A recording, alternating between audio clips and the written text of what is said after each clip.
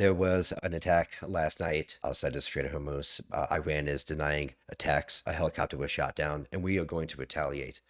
The thing I would think about is if we're starting to think about Iran and America and what this war really represents and what the ultimate goals would be, I would love if the president or his cabinet would explain that the goal is to get rid of the regime. If we can't see over the course of our lifetime in just a small amount of time, this regime is dangerous across the world. Iranian refugees that came here post the Ayatollah taking over are very clear for what they think should happen. It's a helicopter being shot down. Two men going to the strait. It's a big deal. It's dangerous. We as a nation have to start to understand the complexity of this war. Our president should do a better job of explaining even his thoughts or ideas. I understand we live in a time when politicians can run away from questions by reporters, when people could just avoid the questions they don't want to answer and talk about whatever they want and spin it. But these situations have to be answered. This is a real life war. It's supposed to be in a ceasefire, right? I understand Lebanon is being attacked by Israel. That's an entire that's something over here that we can talk about later, but that's not the point, right? With Israel, America, Iran, and all the proxies Iran has, what should be the goal? If you ask, in my opinion, and historically, this could easily explode into something broader, right? It's not just a helicopter. It's not just another strike. It's oil keeps getting more expensive. Where does all the oil come from? We have oil reserves, but price is going to keep rising. It's just going to keep going higher and higher until we can understand. Do we try to take out the regime? Do we try to give people the power? Do we have to put people like boots on the ground? Is this going to work? How many generations are we going to lose fighting wars of attrition or proxy wars against Middle Eastern partners?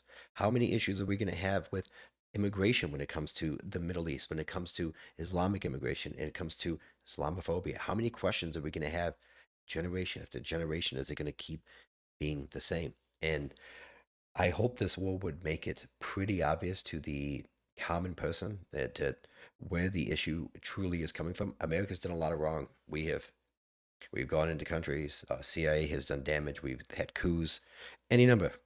I get it. However, right, if we're able to be honest about America, then we also have to be honest about Iran, because we did, right, we did help overthrow a democratically elected, very popular Persian person. Um, we replaced him with the Shah, somebody that is and was more Western thinking. He wanted to westernize the country. Now, we live in a world where westernizing the country was giving women freedom, was giving people freedom, was opening it up to the common person to become educated. It was going slow, but it was happening. And then once it got taken over, it got put into a regime that has the worldview of how we ran the world in the Middle Ages. It does not work. It's dangerous. And the fact that we're attacking it now, just you're trapping a dog into a corner. Eventually, it's going to fight back, and they have the means to fight back. They have a strong military. They have an updated military. They have a large population. If we keep playing with each other, if this keeps battling happening, and we don't even know the goals one way or the other, then how can it possibly end well? We're not in any kind of situation to be bargaining or negotiating. We're not in a position of power to do it. If I was them, I wouldn't give up any of my enriched uranium. If I was them, I wouldn't even open the strait because we haven't attacked enough or done enough damage, and they understand that their proxy armies are strong. And they also own the narrative.